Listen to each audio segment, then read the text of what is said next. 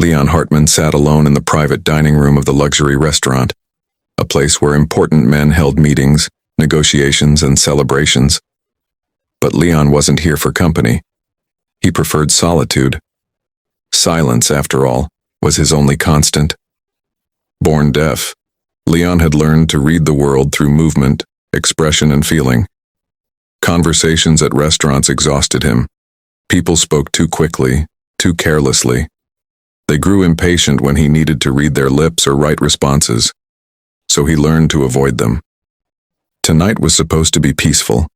A beautiful, quiet evening with only the soft glow of the chandelier above him and the gentle flicker of candles on his table. He lifted his fork, eating slowly, enjoying the calm. Then movement caught his eye.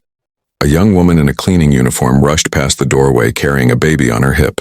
She looked exhausted, hair tied messily, cheeks flushed from work. The baby, hardly a year old, bounced in her arms with restless energy. Leon hadn't seen her before. He watched as she gently bounced the child, whispering something soothing, her lips forming soft, tired words he couldn't hear. She was trying to keep the baby quiet, trying not to disturb him. He admired her effort, but then something unexpected happened. The baby wriggled, pointing toward Leon's table with sudden excitement.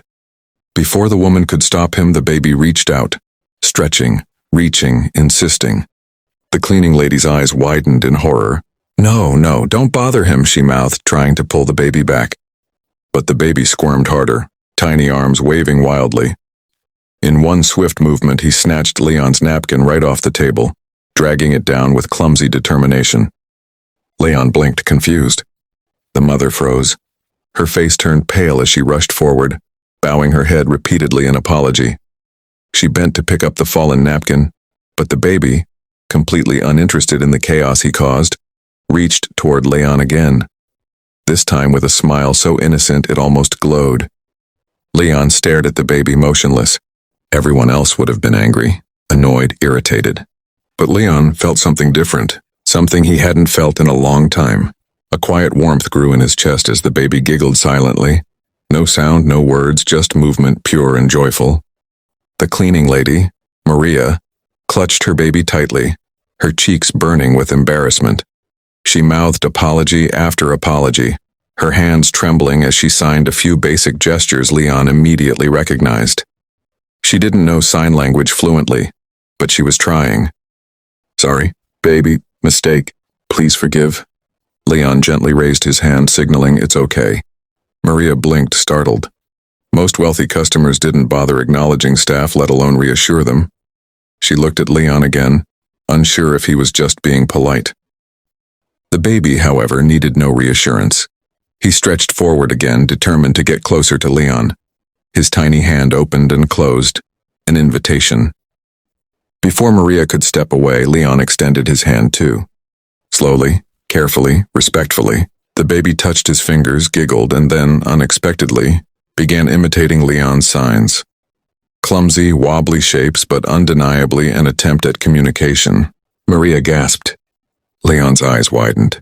The baby signed hello, not perfectly, but unmistakably. Leon felt his breath catch. Most adults never bothered to learn a single sign for him. Yet this little child, barely old enough to form sentences, was trying to speak in the only language Leon truly knew. He smiled, really smiled. Maria watched the interaction with a mixture of shock and emotion. He likes you, she mouthed softly. Leon gestured for her to sit. She shook her head immediately, mouthing, "No, I'm working." But Leon insisted, pointing to the chair across from him, then to the baby, and then giving a gentle, inviting nod. Finally she sat, hesitant, unsure, but grateful. Leon wrote quickly on the notepad beside him and slid it to her. "Your son knows sign language?" Maria read it and shook her head.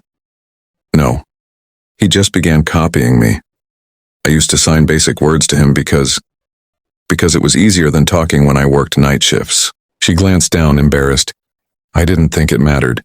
Leon tapped the table to get her attention, then signed slowly. "It matters to me." Maria's eyes filled with tears, unshed but shining. No one had ever said those words to her. No one had ever validated the effort she put into raising her son while working long hours. Just then the baby leaned forward again and placed his tiny hand on Leon's face. Soft, trusting, innocent. Leon closed his eyes. Something inside him shifted. Something deep, something fragile.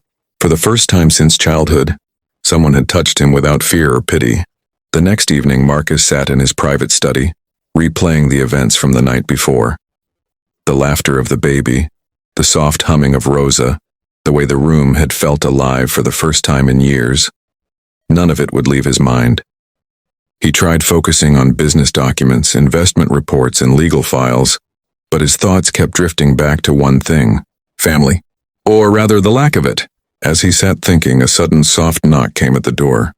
Before he could respond, the head housekeeper peeked inside nervously. "Sir, Rosa is here. She said she needs to speak to you, but if you're busy—" Marcus signed for her to be let in. Rosa entered shyly, holding her baby close. The child, upon seeing Marcus, giggled instantly and stretched tiny arms toward him. Marcus felt a warmth bloom in his chest. He motioned for her to sit. She hesitated, then sat on the edge of the chair. Her gaze stayed on the floor. "Sir?" she began slowly, speaking louder than normal, unsure how much he could hear. I'm truly sorry for yesterday. I never wanted to disturb you. If you want, I'll leave the job. I don't want any trouble." Marcus looked at her, startled. Leave? Why did everyone always prepare to leave him? He tapped gently on the table to get her attention. She looked up nervously. He began to sign. She didn't understand, so he quickly wrote on a notepad and turned it toward her. "You and your baby brought joy into my home. That is not something I want to lose." Her lips parted in surprise. The baby reached toward Marcus again, babbling softly. Without thinking, Marcus extended his arms. The child came to him easily, nestling against his chest like it was the most natural thing in the world. A sudden realization hit him. He had spent years surrounded by wealth but completely starved of affection. He wrote again, "Would you consider working closer to me, perhaps as my assistant, with better pay?